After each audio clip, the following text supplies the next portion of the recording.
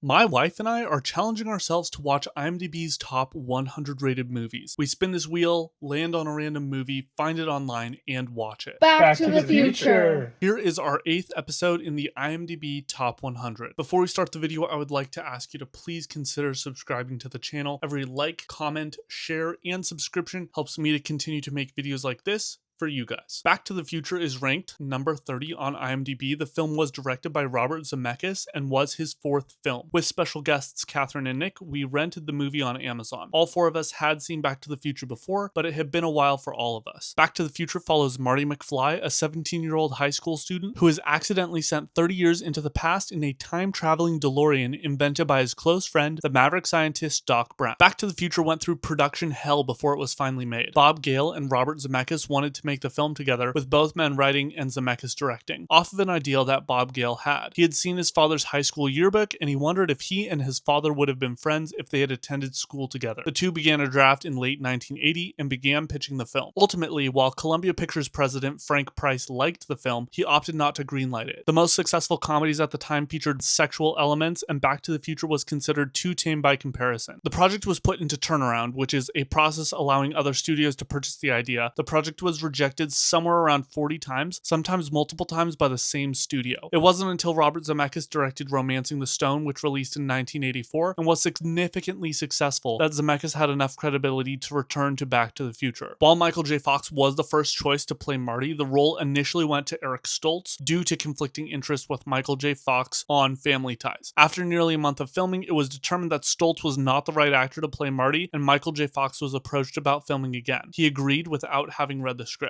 The film's budget, initially at $14 million, was increased an additional $4 million to accommodate all of the reshoots. Fun fact, Michael J. Fox's first day on set was the bedroom sequence where he meets Lorraine for the first time. Despite all of the challenges of getting the film made, the test screenings were highly successful, and the release date was moved forward to July 3rd, 1985 to give the film more time in theaters during the busiest period of the theatrical year. The film was a critical and commercial success, earning $381.1 million to become the highest grossing film of 1985 worldwide. Critics loved the story, humor, and cast, particularly Michael J. Fox, Christopher Lloyd, and Crispin Glover. The film has an 8.5 on IMDb, a 93% on Rotten Tomatoes with the critics, and a 95% with the fans, and the film is rated 4.2 out of 5 on Letterboxd. What did you think of the movie? I loved it. Classic movie. It's also nostalgic for me because it was my dad's favorite franchise, so we watched it a lot when we were kids. But for some reason, I didn't remember this movie at all. What was your favorite part? Probably towards the end when Marty finds out that Doc actually keeps the letter. What did you think of the movie? It was good. I liked it. I don't remember a thing about it. I think I saw it when I was like 8. I only remembered the very end with the bulletproof vest.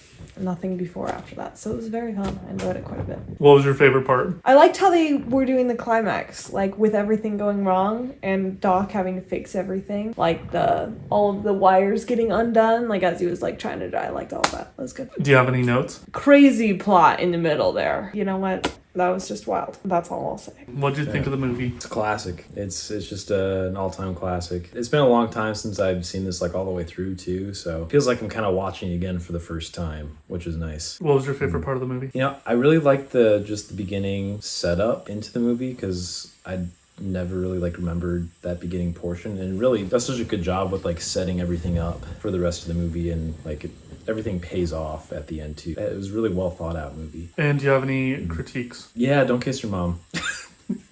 Yeah. That's my advice. Here are my brief thoughts on the movie in my little film watching journal that I've been using in the year of our Lord 2026. If you would like to get your own copy, you can find a link to that in the description below. Back to the Future is a masterclass in storytelling. This film is a case study if you want to figure out how to make a great story. It follows the 3-act structure perfectly, it builds tension, and it is constantly paying off all of the setups that it had previously in the movie. I cannot praise this movie enough, and seeing it for the first time in a very long time was incredibly impressive. One thing that I think Back to the Future does really well is it has likable characters who are very imperfect. We love Marty and we love Doc Brown because they're both very imperfect characters. And it just makes the film so good because we have these two incredible protagonists that we can all relate to. The film also does a phenomenal job of balancing tension, particularly when it comes to the storyline where Marty meets and interacts with his parents back in the past. It is not easy to balance a story where Marty goes back in time and his mom ends up falling in love with him,